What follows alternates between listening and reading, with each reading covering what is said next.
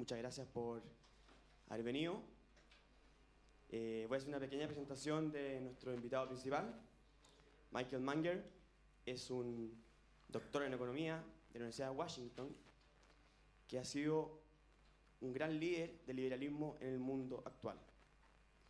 Él está liderando una nueva corriente, digámoslo así, A new current in economy, the study of economy. Economy theory should not be studied as it is studied today, as the mainstream dictates in the schools of Chicago.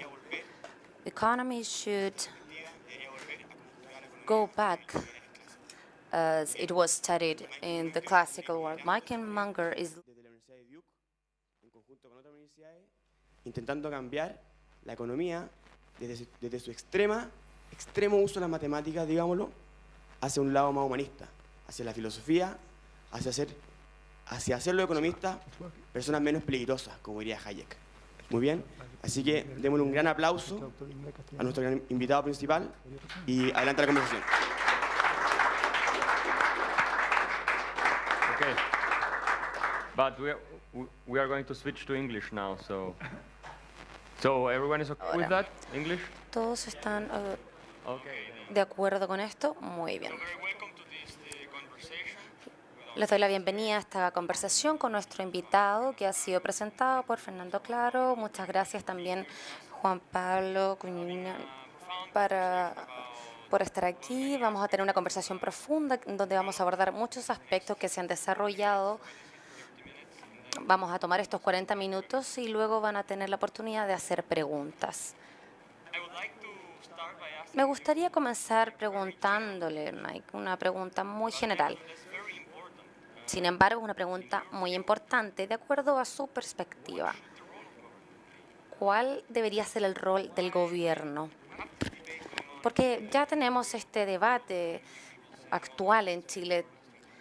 Hay personas que están diciendo, bueno, el gobierno tiene que intervenir, no tiene que intervenir, tiene que entregar salud, tiene que entregar de otros tipos de ayuda, pero de acuerdo a su perspectiva, ¿qué es lo que debería y no debería hacer el gobierno? Bueno, como dijiste, es una pregunta muy profunda y creo que la respuesta es muy difícil. Y el error que creo que muchos países han cometido, creo que el error que Estados Unidos está cometiendo en este momento es que deben tener respuestas motivadas ideológicamente en vez de trabajar con los problemas.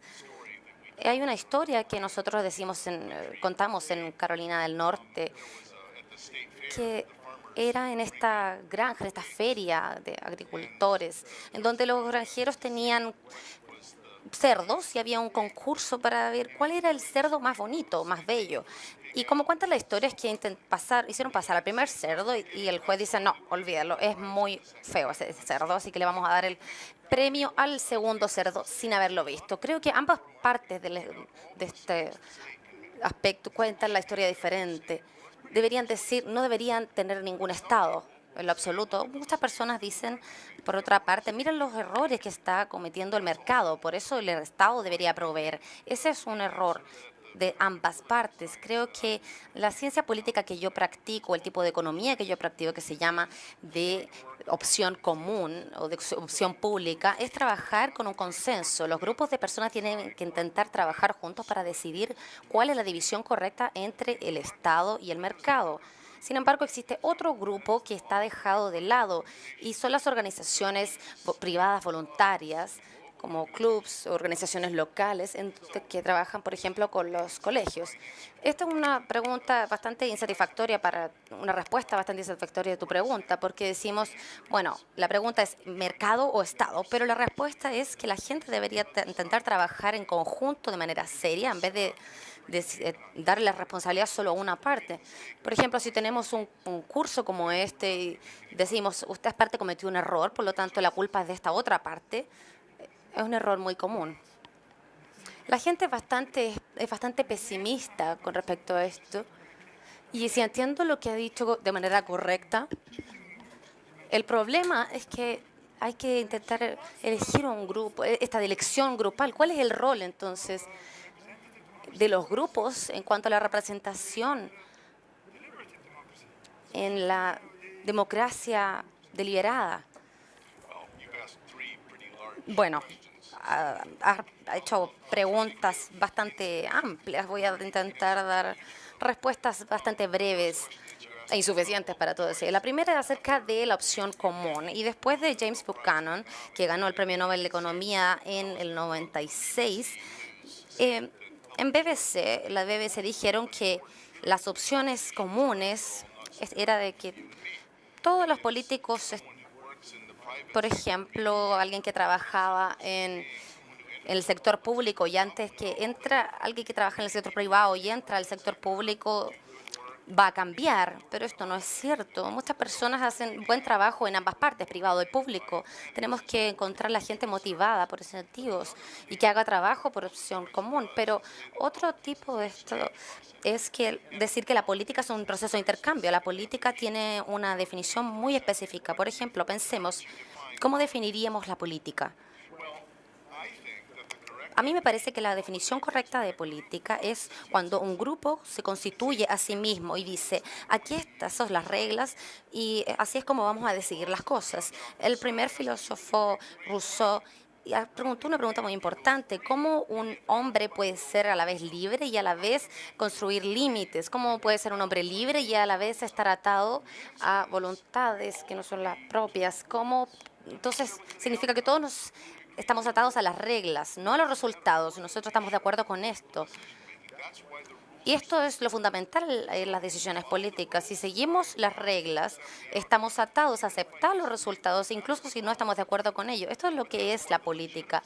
Pero este es lo legítimo del proceso. En Estados Unidos, en este momento, las elecciones por las que estamos pasando, bueno, creo que muchas personas están de acuerdo con esto, que la democracia ha sido lo fundamental de Estados Unidos y nosotros estamos diciendo, por favor, no sigan este ejemplo porque no está funcionando. Pero mucha gente siente que estas reglas no se están siguiendo y esto significa que no estamos atados a aceptar los resultados. Aquí es cuando la gente empieza a hacer preguntas, cuando la gente dice, yo creo que este proceso no es legítimo. La otra pregunta que me hiciste es acerca de la democracia deliberada, y creo que esto es importante. Sin embargo, no podemos deliberar o tomar decisiones como nación. Lo que hemos perdido de vista es que los grupos pequeños que están trabajando de manera voluntaria en problemas locales y específicos. La pregunta es, ¿cómo puede el Estado y cómo puede la Iglesia, cómo pueden las comunas o los gobiernos locales enfocar sus energías para que toda la gente que tengamos se enfoquen en estos problemas? Como por ejemplo Tocqueville, otro filósofo, dijo que estaba preocupado de que la democracia y el impulso que tenemos como seres humanos es que nos gusta cooperar, nos gusta trabajar juntos, nos gusta resolver problemas. Si vemos una escuela que está fallando, decimos, ¿cómo podemos trabajar con este problema? O si vemos a la gente pobre, ¿cómo podemos entonces nosotros contribuir para alimentarlos, por ejemplo? Pero la democracia trabaja con grupos grandes, no es deliberada. Y vemos mucho esto en Europa, por ejemplo. Este filósofo está preocupado por Francia. Veo un colegio que está donde el Estado se hace cargo, la gente paga impuestos, pero esta escuela no es muy buena. Bueno, no es mi problema. Yo pago mis impuestos, yo voté, he satisfecho mis propias responsabilidades morales. La gente tiene este impulso, pero si todo es impulsado por el mercado, vemos esta escuela que trabajan por ganancia y no están trabajando por la gente. Vemos que ellos están trabajando, bueno, lo que llaman los de la teoría de la opción común, es que ellos trabajan por su propio impulso. No quiero contribuir entonces con ellos. Pero estas soluciones entonces del mercado o el Estado es lo mismo que el problema del cerdo que les mencioné. Tenemos que tomar en cuenta las asociaciones privadas voluntarias de las que dependemos. Tenemos que volver y alejarnos de esta falsa dicotomía del Estado versus el mercado y tratar de empoderar a la gente en grupos pequeños para trabajar en los problemas sociales que todos enfrentamos. Este no es el caso. Por ejemplo, si tenemos una sociedad libre y con un gobierno limitado, que son muy pocos, y por esto tenemos una libertad negativa, por así decirlo, que tenemos mercados que emergen, como también sociedades de la sociedad civil que emergen en este plano. Mi punto es que esto no es un gobierno al fin del día. y no quiero ser el abogado del diablo, pero el enemigo de estas organizaciones no solo es el mercado que va a verse afectado por las intervenciones del gobierno, sino también, como tú mencionaste, son las organizaciones de sociedad civil, porque la libertad está siendo restringida por la actividad del gobierno. ¿No sería mejor entonces tener un tipo de Estado que respete a los individuos y que además produzca resultados? Si es que vemos el primer trabajo del Estado, que es proteger la capacidad de los individuos para trabajar juntos y resolver los problemas a los que se enfrentan, creo que ese sería un gran paso que dar. Si es que vemos el trabajo del Estado como el de protección de los mercados, creo que eso sería un error, porque mucha gente de la izquierda está en contra de de esto. Por ejemplo, la competencia, los impuestos discriminatorios. Creo que es por esto que mucha gente del ambiente de los negocios se junta y a veces conspira para elevar los precios. Una de las formas en las que yo puedo aumentar mis ganancias es el alistar las ayudas del gobierno. Si es que el gobierno puede formar un trato corrupto, ¿cuál es el límite de las actividades de este gobierno para que nosotros, como sociedad civil, qué es lo que queremos nosotros? Ese es el problema. Si esta es la pregunta sobre la que vamos a trabajar, creo que podemos avanzar. Si la gente dice, nosotros no tenemos que hacer nada y el mercado va a trabajar de manera perfecta, eso es otra cosa. Creo que voy a estar en desacuerdo con el punto previo. Existen críticas a los mercados de parte de los libertarios. Hay virtudes morales y existen algunas áreas de nuestra vida que simplemente no deberían ser derivadas del mercado.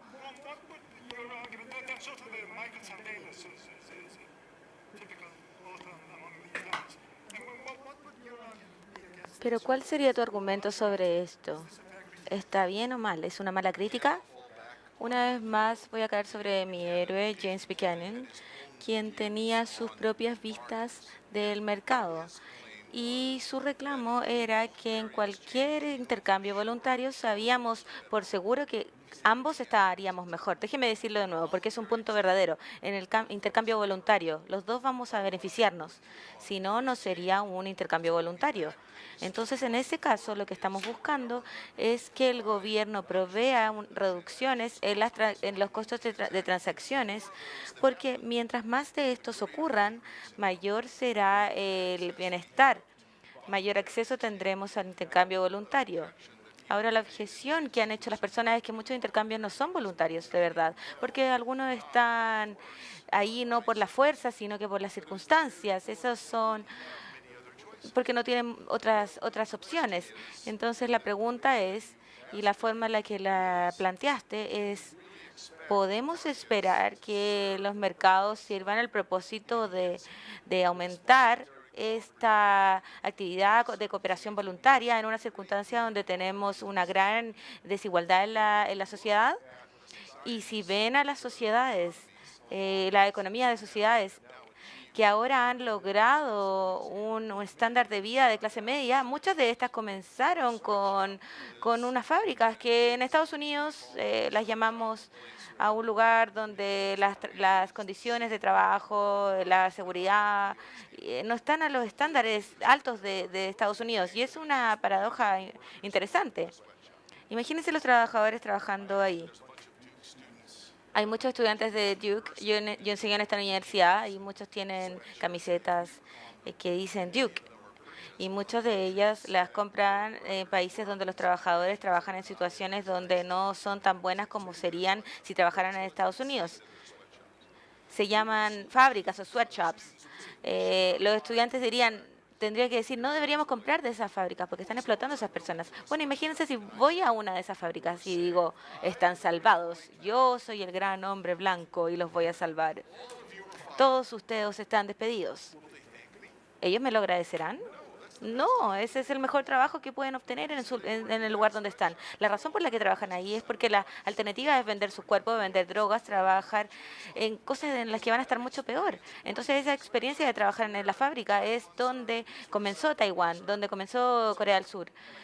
Entonces creo que la manera en la que debemos pensarla es, supongamos que trabajamos para hacer un análisis de las luces por ejemplo, de los semáforos. Estamos preocupados sobre las luces de los semáforos.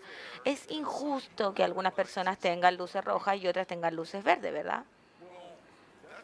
Pero bueno, eso es estándar, que el hecho de que algunas veces la luz esté verde y otras veces esté roja, alternamos y tomamos turnos. Entonces la alternativa era comenzar con fábricas, es que trabajamos de abajo hacia arriba, pero tenemos que estar en una situación en la que los derechos de propiedad sean seguros, donde la acumulación de los recursos productivos puedan utilizarse para producir más fábricas y más trabajo en el futuro.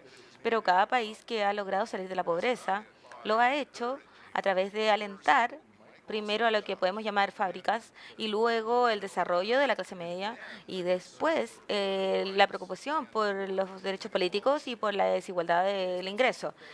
Sí, pero alguien podría decir, bueno, no se trata de cerrar las fábricas, sino que las pérdidas y asegurarnos de que tengan un salario mejor, mejores condiciones. Tenemos más o menos un proxy del estándar que tendríamos y no tendríamos que pagar por esto, por ejemplo. Esa es una buena pregunta. En Estados Unidos hay un fenómeno llamado... Entonces los hombres, los hipster, por ejemplo, te estaba mirando a ti como hipster. Hacen su propia cerveza y luego de un tiempo el valor del vecindario sube.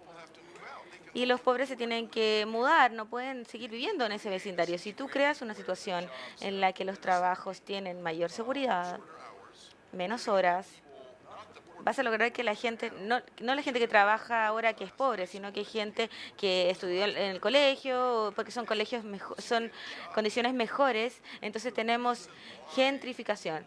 La razón por la que las personas trabajan en las fábricas es porque esa es la posición que logra una compensación total en la seguridad, en las horas de trabajo. Si hace que sea más caro contratarlos, va a tener que contratar a alguien que sea más productivo. Los trabajos van a ser gentrificados también. Y las empresas han descubierto esto. Los pobres que solían trabajar en las fábricas ya no pueden trabajar ahí. Entonces, si tu meta es ayudar a los pobres, eso sería lo último que querrías hacer. Y parece una paradoja, porque yo me preocupo por ellos y quiero que a ellos les vaya mejor. La paradoja es que yo, actuando en ese impulso, lo hace que estén peor. Y no es que yo me sienta bien conmigo mismo, sino que se trata de ayudar a los pobres. La forma de ayudarlos es ponerlos en el primer paso de la escalera para el éxito económico. Y eso son las fábricas. Entonces, algo que leí en su libro, hay algo que no es crear eficiencia, sino que hay algo valor en un sistema, en un sentido más moral del sentido, ¿verdad? Bueno, es una de las cosas más difíciles de entender y la pregunta es cómo alentamos el emprendimiento. Tenía estudiantes en una de mis clases más grandes y hablé de las ganancias y hablé de que las ganancias son un mal. Se decía que la fuente del valor era el trabajo. Pero si creen que el valor es la evaluación subjetiva que los consumidores ponen en el producto, significa yo hago un producto, tú lo quieres comprar y me vas a pagar más de lo que me costó a mí hacerlo. Ahí se crean dos valores. Uno es el valor que va a mis trabajadores y el valor que va a mí como productor. Pero el otro es el valor que va al consumidor. ¿Cómo medimos el valor que va al consumidor? El valor que va a es la diferencia entre cuánto pagarían, cuánto estarían dispuestos a pagar y cuánto pagarán. Entonces, ¿cuánto valor en el mundo crean los iPhones, por ejemplo? Muchas personas pagarían $1,000, $2,000 americanos en un iPhone y cuestan $400.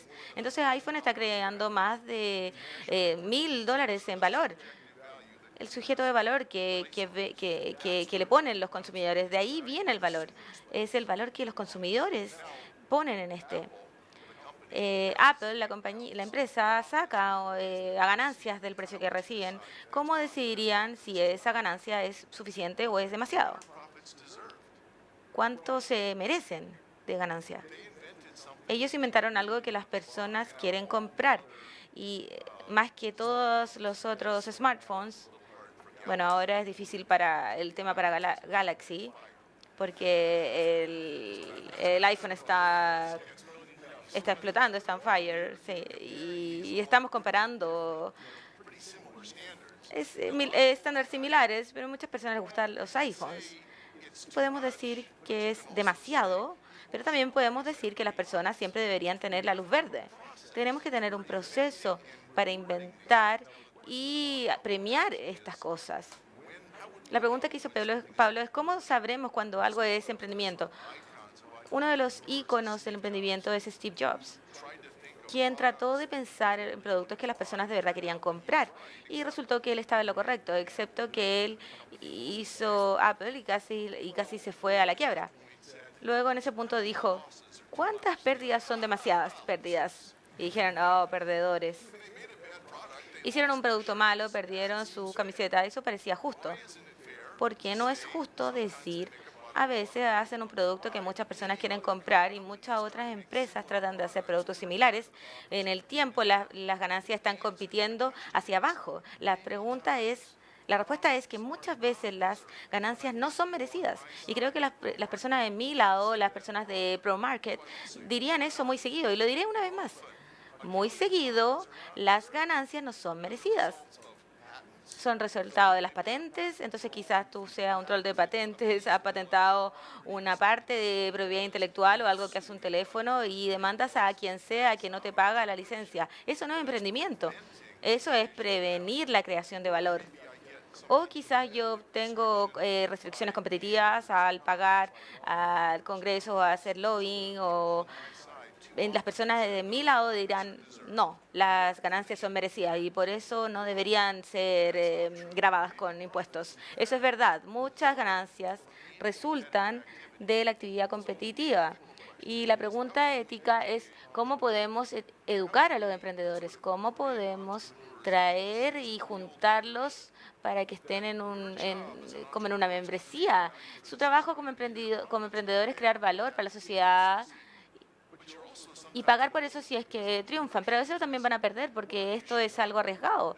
Pero no deberían compensarse por el red seeking, que esto es la creación de una barrera artificial de entrada. Y en Estados Unidos vemos más y más de esto. Albert Schweitzer, como emprendedor yo puedo contratar ingenieros que hacen cosas o puedo contratar abogados que previenen a otras personas de hacer cosas. Yo voy a invertir en lo segundo porque ahí es donde vienen las ganancias de contabilidad. Nuestra industria de finanzas, la mayor parte de sus ganancias que hicieron en el 2007-2008 vienen de las experiencias de regulación federal del gobierno que no le importaba para nada los impuestos y pagar los impuestos y los que votan. Es un problema y creo que se admitiría cada vez más que muchas de las cosas que hace el gobierno para proteger el mercado crea cosas que no deberían existir en primer lugar. Eso nos lleva al debate de la desigualdad. Si es que asumimos que tenemos un mercado libre en donde nadie se está beneficiando, y aún existe mucha desigualdad en la sociedad. Es una causa de preocupación, por ejemplo, desde de una perspectiva ética y de una perspectiva económica, porque hay gente que dice que la desigualdad es muy profunda, luego la economía empieza a sufrir con esto. ¿Cuál es tu perspectiva en esto? ¿Estás de acuerdo o apoyas esto? Por ejemplo, Sanders piensa ni siquiera hay que entregar una justificación a sus decisiones. ¿Cuál sería su opinión? Por ejemplo, de la gente que piensa que no es justo que unos tengan mucho y otros tengan poco. Creo que hay dos problemas separados que a menudo se modelan juntos. ¿Cuál es el problema con la pobreza? Creo que la pobreza es un problema legítimo. La gente pobre no tiene acceso a los medios de gestionar por sí mismos bienes para ellos y su familia y para entregar una dignidad básica. Vestimenta, techo, educación, salud. La pobreza entonces se convierte en un problema. El problema es, ¿la desigualdad es un problema? ¿Por qué la desigualdad sería un problema? Aquí está la dificultad. Casi todas las naciones que han resuelto el problema de la pobreza lo han hecho mediante el aumento de su desigualdad.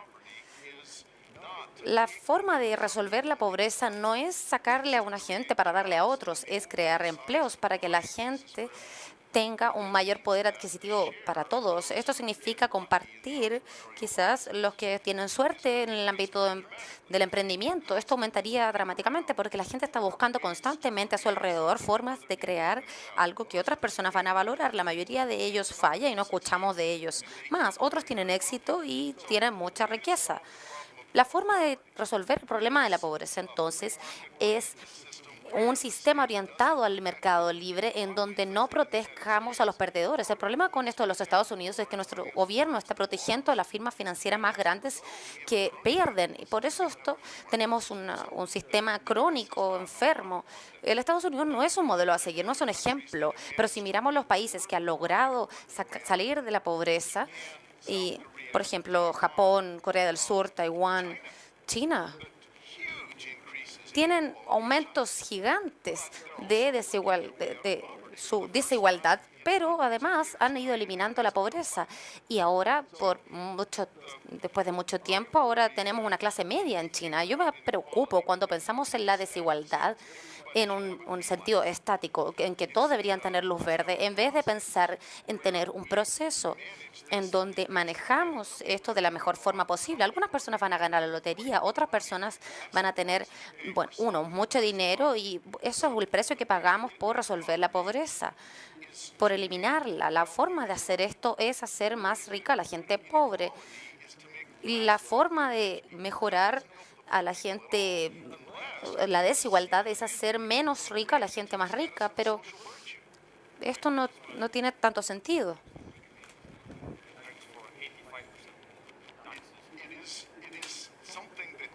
Es algo que los intelectuales a menudo, en donde se atrapan o se pisa la cola, como se dice. Yo, por ejemplo, diría, tengo muy buenas notas, trabajo muy duro, pero hay un emprendedor que quizás vende autos usados. Él es muy rico y él tenía malas notas en el colegio. ¿Por qué yo no estoy ganando tanto dinero? Bueno, la respuesta es que él está trabajando y nadie sabe lo que yo hago. Yo soy un profesor. Pero pensamos que la gente inteligente debería ganar más dinero que la gente que está creando valor y que quizás simplemente tuvo suerte. Si yo descubro algo que es útil para la sociedad, no importa si fue suerte o no. Yo estaba buscando generar progreso y la sociedad se beneficia como un resultado de esto.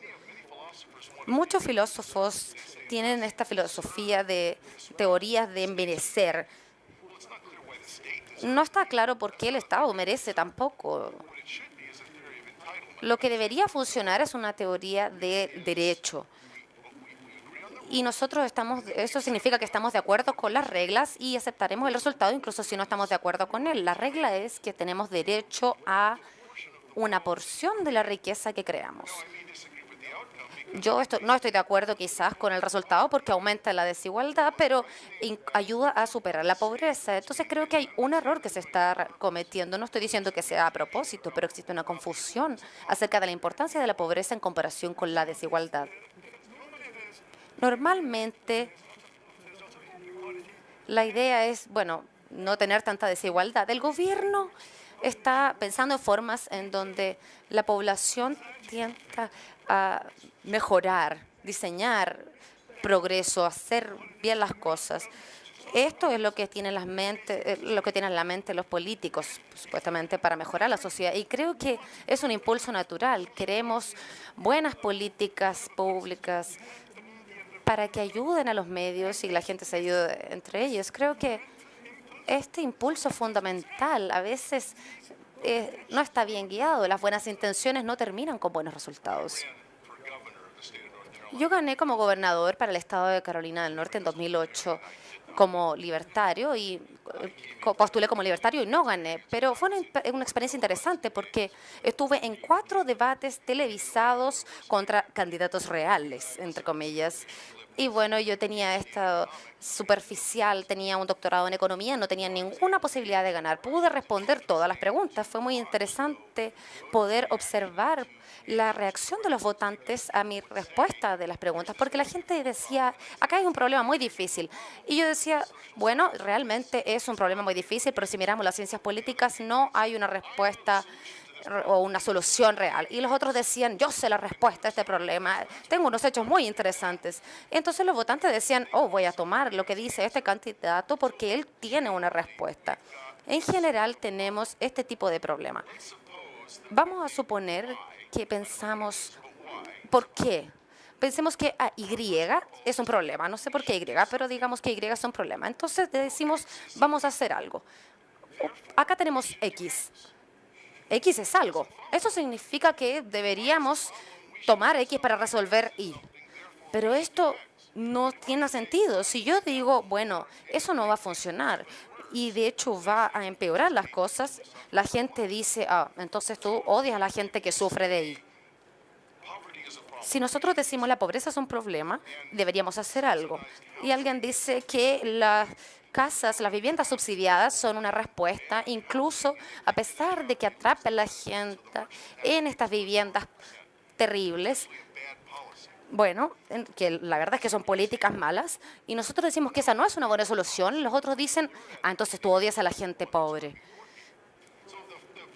De hecho, entonces, por ejemplo, es este concepto que significa que si tenemos una política que queremos aplicar porque queremos ayudar a alguien, al menos no debería empeorar su situación. La dificultad que enfrentamos es la separación entre el impulso de hacer algo y lo político, porque si decimos tenemos que hacer algo, y un político siempre va a aparecer y dice yo voy a hacer algo. Y hay dos posibilidades, ya sea la persona sabe que no va a funcionar y está mintiendo, o no sabe que no va a funcionar y son tontos. Porque muchas de estas políticas realmente no van a funcionar. Yo tengo mi propia perspectiva acerca de esto. Y como existe un movimiento libertario en Estados Unidos que dicta que si nosotros sumamos toda la cantidad de dinero que gastamos en programas sociales, en programas de pobreza, y lo dividimos por el número de gente pobre, esa cifra es acerca de $15,000 por persona.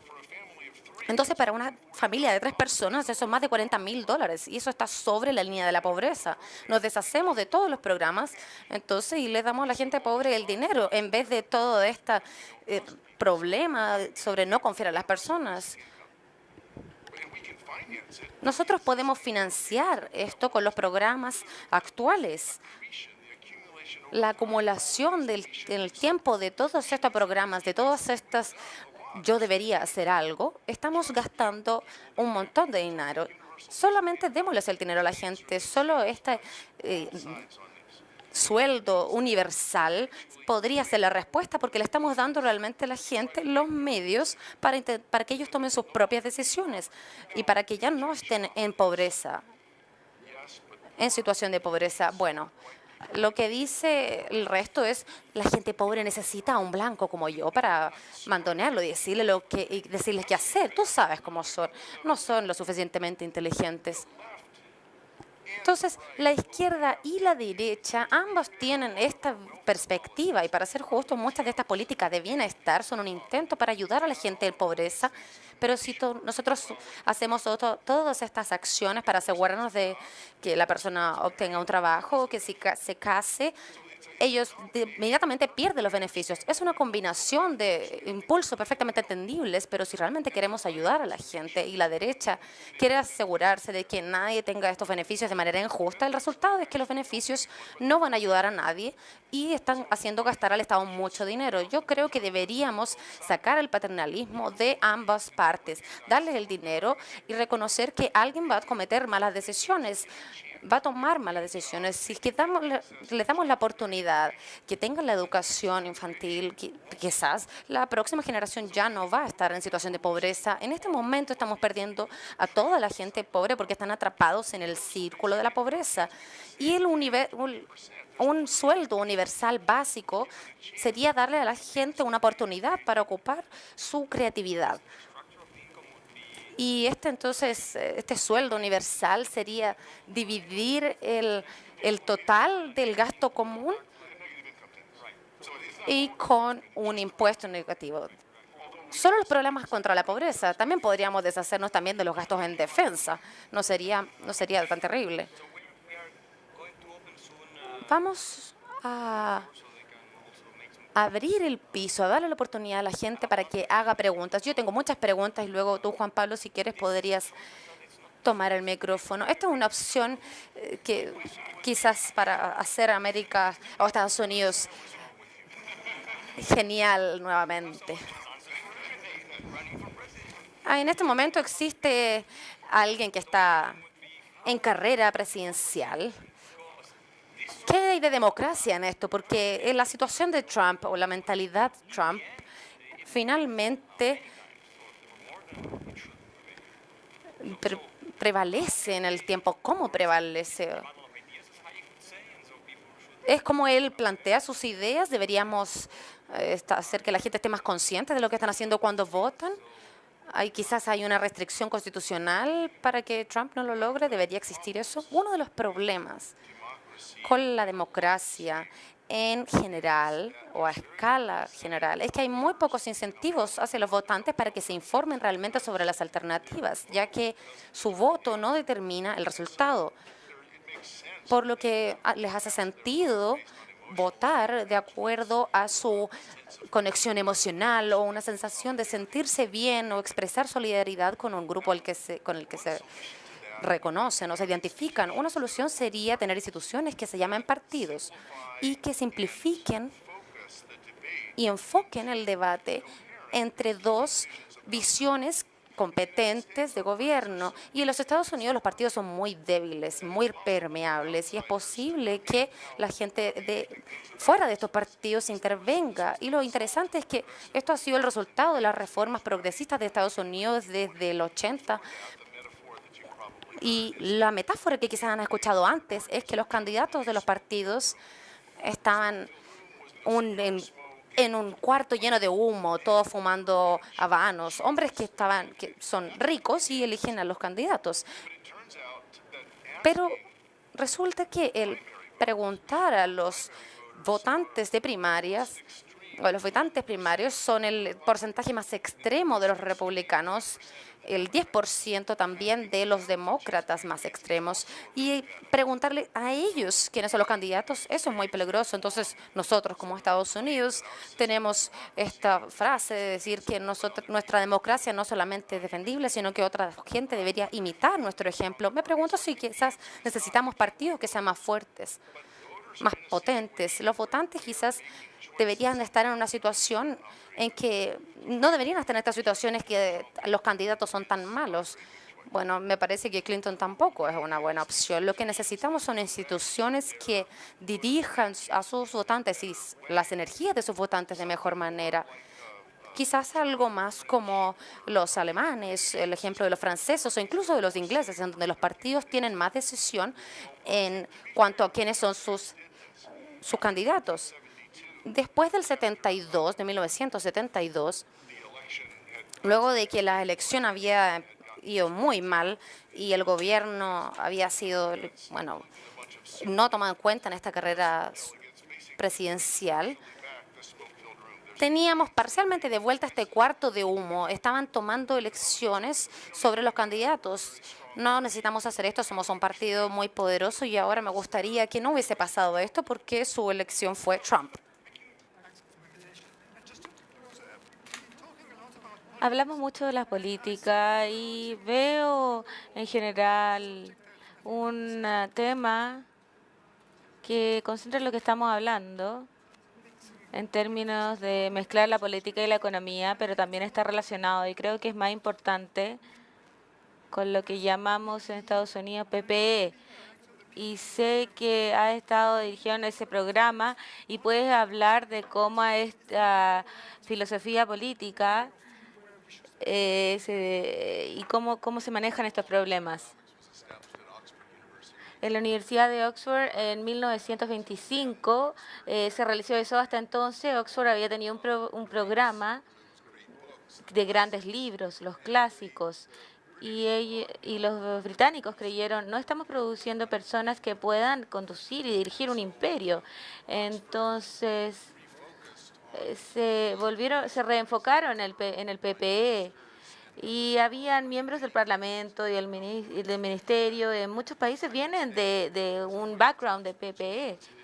Y no es tan nuevo como, más bien es un regreso a la idea de la economía política que hubiésemos tenido durante la distinción que hacemos entre la filosofía, la política y la economía es mistificar a Adam Smith. ¿Por qué creemos que esos son temas diferentes? Y alguna de las respuestas es porque han vuelto a la especialización. Necesitamos estudiantes y líderes que sean mejores que los profesores. No es que eso sea tan difícil tampoco, pero la forma de hacerlo es alentar a nuestros estudiantes a trabajar en algunas de las preguntas no respondidas. Entonces la economía se dice, no vamos a pensar en la ética, y los filósofos dicen, no vamos a ocuparnos de los problemas prácticos. Pero ¿qué podría ocurrir aquí? Significa que no pueden trabajar en problemas, decidir en cómo regular los precios, o si vamos a tratar de resolver problemas con el ambiente o no, porque la economía se encargan de la eficiencia y los filósofos ven la ética. Entonces PPE junta esas dos cosas. Y algunas partes de PPE es ayudarnos a reenfocarnos en las preguntas no respondidas, como esas. Pero algo más que puede hacer es problematizar algunas de las preguntas sin respuestas. Y muchas de las cosas que concluimos de los mercados, y como yo dije, yo me ocupaba a mi mismo lado por hacer esto. El mercado es lo que ocurre en cualquier momento donde no interfiere el Estado, pero eso no es verdad. Se provee un sistema para disputas sobre el derecho de autor, para definirlo, para el sistema de moneda, de cambio de moneda, para nosotros aceptar como aceptan los economistas, y la abstracción en la cual las transacciones de mercado pueden tomar lugar y proveen beneficios mutuos, es una de las cosas que creo que devuelve PPE. PPE está expandiéndose en todo el mundo, pero ahora hay 57 programas en Estados Unidos y 20 de esos son nuevos de los últimos 2 años. Entonces creo que en algunas maneras todo lo que estamos haciendo es devolver la noción de que estas cosas están juntas desde el siglo XVIII en vez de inventar algo nuevo. Genial. Entonces vamos a abrir las preguntas. Breve, no sean muy largas para que todos puedan preguntar.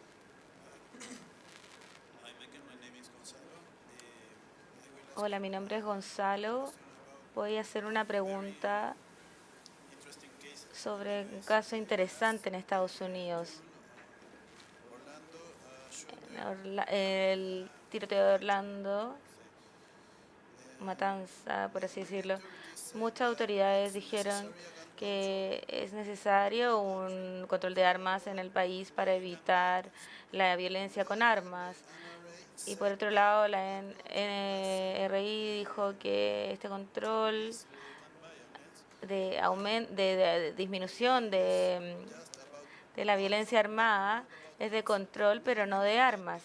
¿Creen que este control va a aumentar la violencia armada?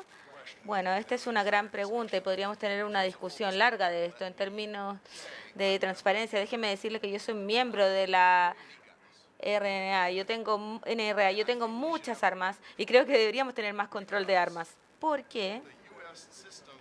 Porque el sistema de Estados Unidos ignora, puede que yo sea la única persona que piense eso, pero el sistema de Estados Unidos ignora el hecho de que la segunda enmienda tiene 2 partes. Entonces, la primera parte habla de una milicia bien regulada para la seguridad del Estado libre y luego dice que el derecho de las personas es de tener posesión de armas. Entonces, la primera enmienda dice los congresistas no harán una ley. Eso es diferente de mencionar la regulación. Entonces, la NRA ha pensado y que cualquier regulación, y se quiere también sacar cualquier arma, y la Corte Suprema dijo que eso no funcionaría. Entonces creo que la registración, ver el background de la persona, debería ser como tener una licencia de conducir. Entonces, si tú eres responsable, puedes tenerla, o poder demostrar que alcanzaste un nivel de entrenamiento correcto. Entonces, yo tengo un permiso, por ejemplo, hago mucho trabajo tratando de enseñarle a las personas de cómo usar las armas de manera segura. Es como más para mí un tipo de licencia de conducir que puedes usar si actúas de manera responsable. Pero aquí está el problema con el otro lado, que diría lo que debemos hacer es deshacernos de las armas. Quizás deberíamos hacer que el asesinato sea ilegal. Ah, no, esperen, sí, es ilegal, pero aún ocurren. Entonces el punto es que si alguien quiere cometer un asesinato, puede que rompa la ley de portar armas. Entonces puede que a mí me prohíban tenerlas, pero no a los criminales. Entonces debería ser algo como una licencia de conducir, que sí tenemos las regulaciones que muchos países no tienen. En el estado de Florida, donde yo crecí y donde me crié, si cruzas la frontera, la policía dice, ¿tienes un arma contigo? Y si tú dices no, te dan una a ellos. No, eso no es verdad, es mentira. Pero cualquiera puede tener un arma escondida. Es una locura. Una de las razones de lo que pasó y por lo que pasó lo de Orlando es que no hay nada de reglamento o regulaciones. Entonces, el problema puede ser reducido al tener un sistema más sensitivo y sensible sobre, o enfocarlo como si fuera una licencia de conducir.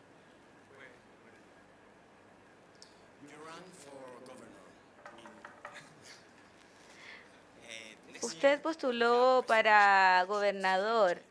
Aquí vamos a tener las elecciones gubernamentales el próximo año y hay partidos que piensan en tener un candidato testimonial. ¿Piensa que funcionaría?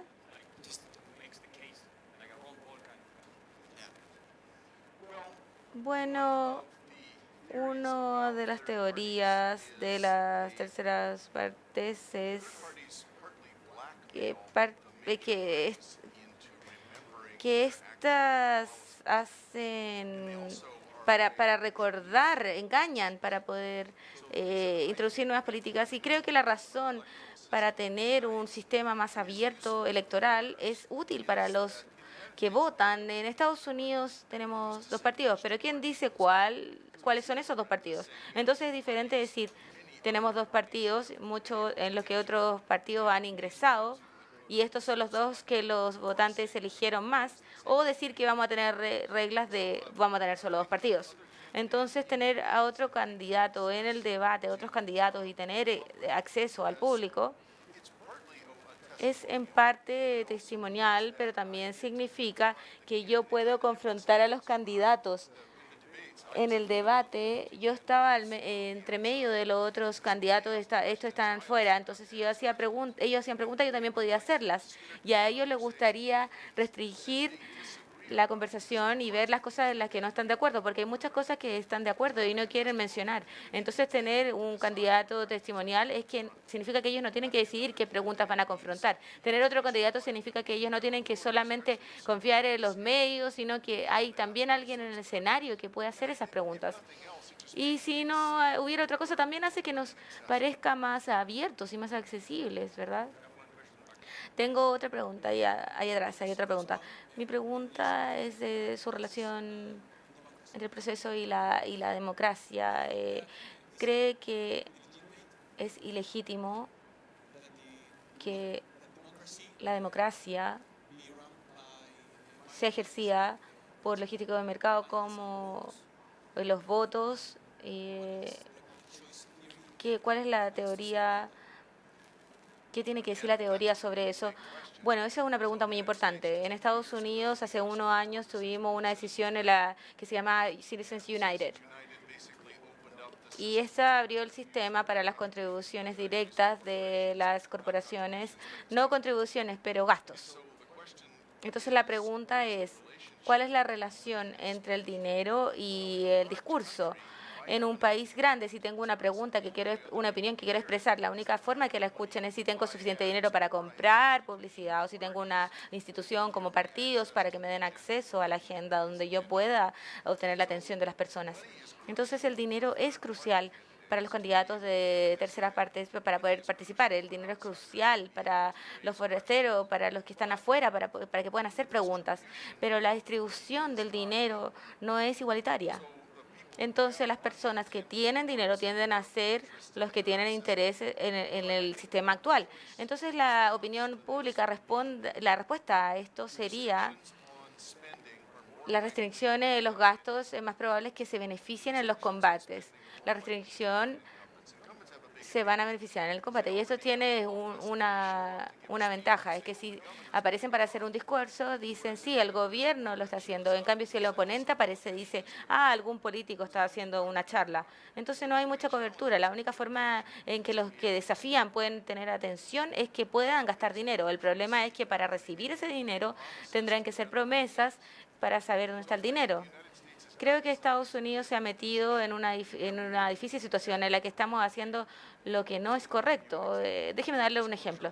Tenemos la pérdida de disclosure. Dice que cada cual que contribuye más de $200 tiene su nombre impreso. Eso significa que si yo hago una contribución y mi jefe no está de acuerdo, pero las corporaciones pueden dar dinero y nadie sabe de dónde viene.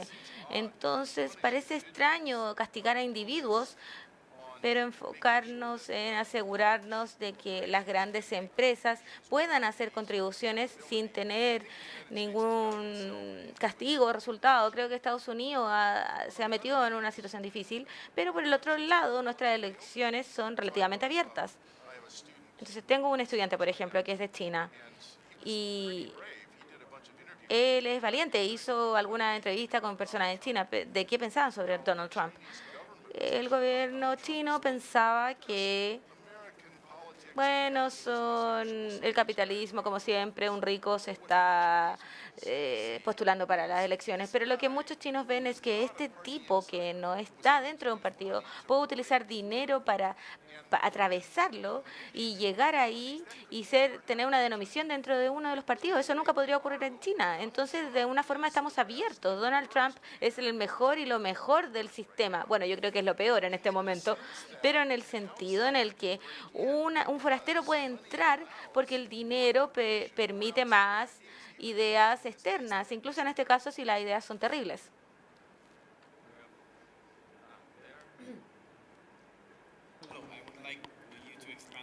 Me gustaría que expanda sobre un punto que ya mencionó. ¿Cuál debería ser el rol de la caridad?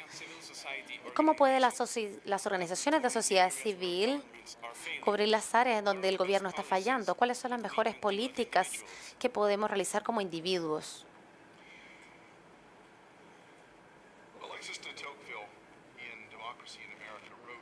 Bueno, en Estados Unidos se escribió sobre la forma en que la sociedad constantemente se organiza en asociaciones. Existen asociaciones para arreglar los colegios, asociaciones para trabajar en los caminos, para recoger la basura, para limpiar ciertas áreas. La pregunta es cómo hacemos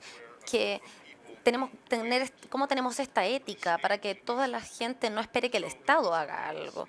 Existió un ejemplo muy popular en África, en donde había un sumidero y donde había mucha agua, donde había una vaca muerta y muchas enfermedades que se estaban transmitiendo. Lo que querían era que se sacara esto, que se limpiara. Y una empresa holandesa se involucró e instaló una bomba que era manual para poder drenar esta agua sucia del sumidero. Volvieron un año después y esta bomba estaba rota. Preguntaron, bueno, es muy fácil de arreglar, ¿por qué no lo hicieron? Le pedimos al Estado que lo hiciera y nadie hizo nada. Esa fue la respuesta de la gente. No tienen la sensación de que están empoderados como sociedad para poder hacer algo. No sé cómo se crea, pero me parece que una de las cosas que el Estado puede hacer es disgregar esto Y mientras más el Estado diga que se van a hacer cargo de todas las sociedades, de todas las necesidades de la sociedad, por ejemplo, de educación, de salud, le sacamos la responsabilidad a la gente de preocuparse por su propio bienestar. Por ejemplo, la iglesia. Muchas iglesias estarían involucradas en esto y entregaría la infraestructura, pero esta situación me preocupa el conflicto entre la Iglesia como una organización social que sí se preocupa y el Estado como una entidad coercitiva. Están en conflicto una con la otra y lo que tenemos que hacer es encontrar una forma en que ambas cooperen. No tengo la respuesta para esto. Se necesita hacer de comunidad en comunidad, pero sí me preocupa que el Estado vaya a estar fomentando este impulso hasta el punto en que si vemos a una persona que vea un problema y esta persona va a decir, el Estado debería hacer esto, pero no, yo también tengo la responsabilidad de hacer algo, de ayudar a los que están en problemas. ¿Más preguntas? Voy a acortar mis respuestas mejor. ¿Quién estaba siguiente en las preguntas?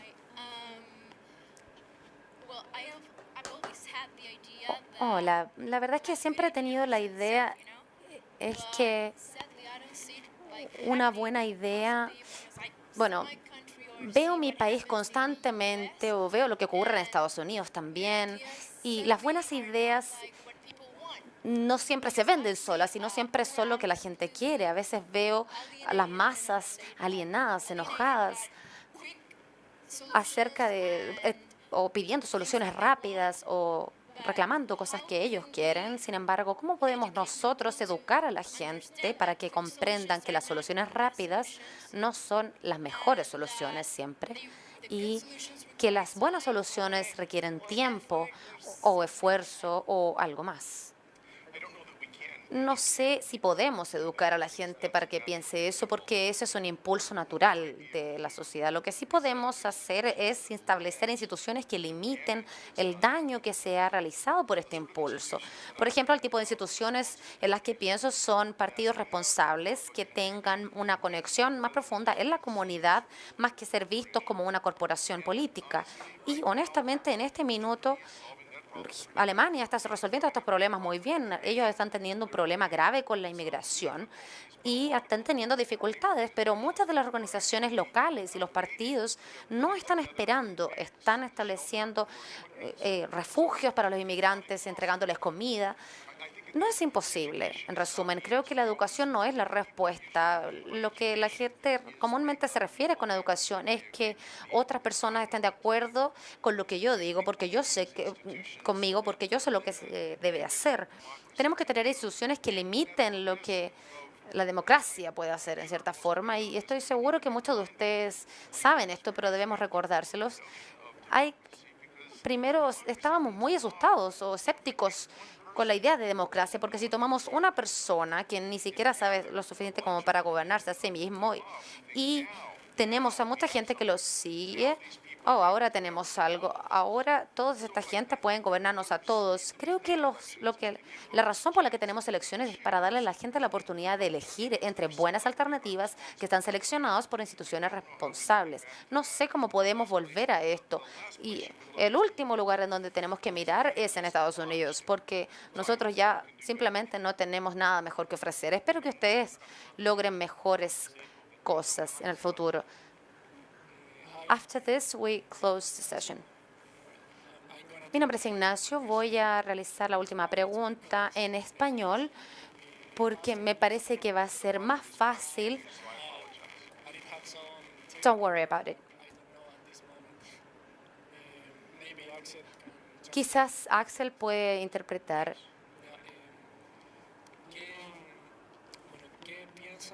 What do you think about the crisis of the United States of the 29 and 2008, both crises? In 1929, it is thought to be the result of capitalism. That was the end of that crisis. And those were socialist policies that allowed to improve or to get out of that crisis. And the crisis of 2008, well, there's still, today, people are still debating if it was caused by the state or by the market. I'm aware that many papers have been written about this, so I want to know your take on this matter. And I haven't studied it profoundly, well, very in depth, but crisis of 2008 was caused by capitalism, mainly by the banks, and the main problem was something about the rate of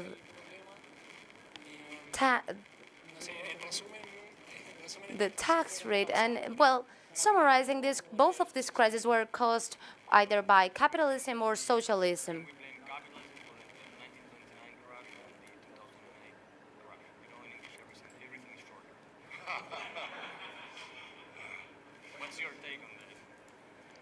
¿Cuál es su opinión acerca de la pregunta que acaba de realizar?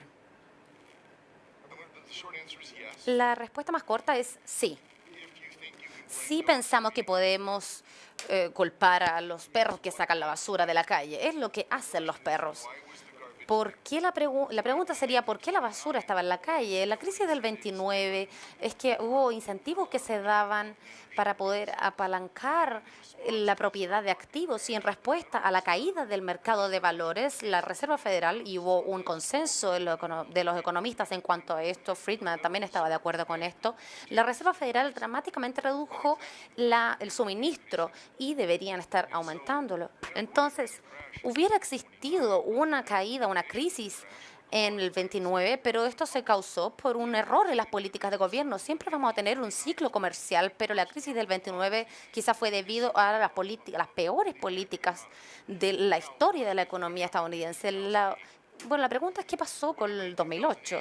Lo que pasó en 2008 fue, de hecho, lo que pasó en 2006. Dos corporaciones gubernamentales estuvieron de acuerdo en la compra de la deuda, de las hipotecas. No había posibilidad de que estas se pudieran pagar. Entonces, muchas de las hipotecas en donde no había un ingreso, los hogares estaban sobrevalorados, las casas, lo que pasó fue que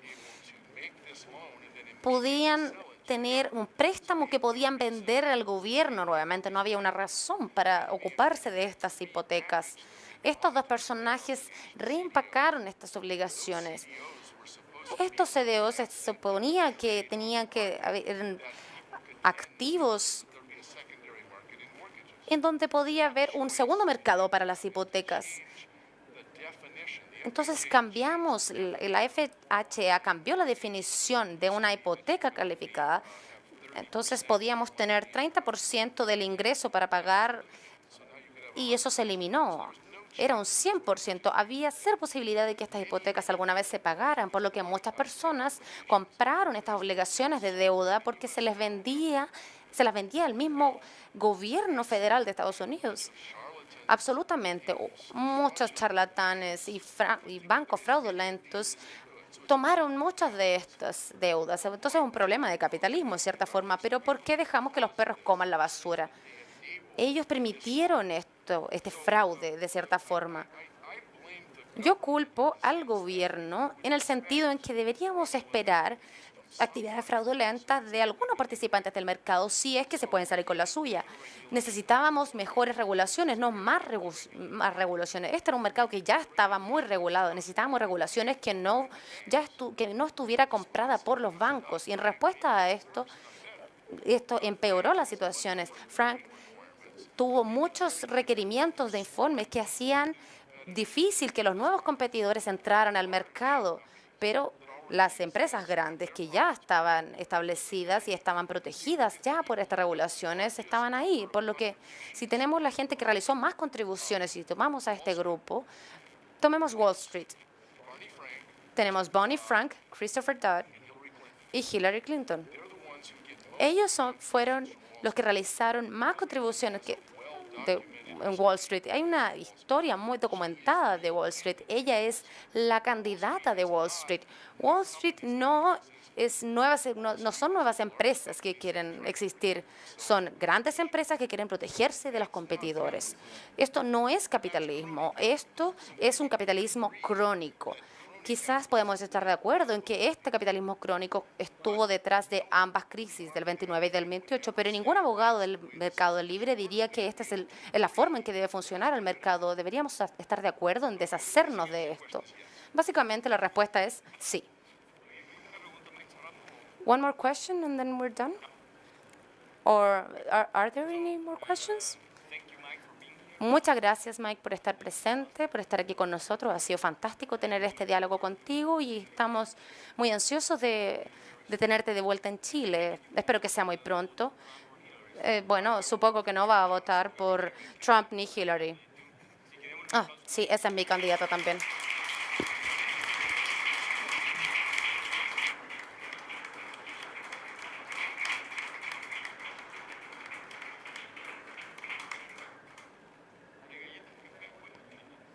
There's a coffee break.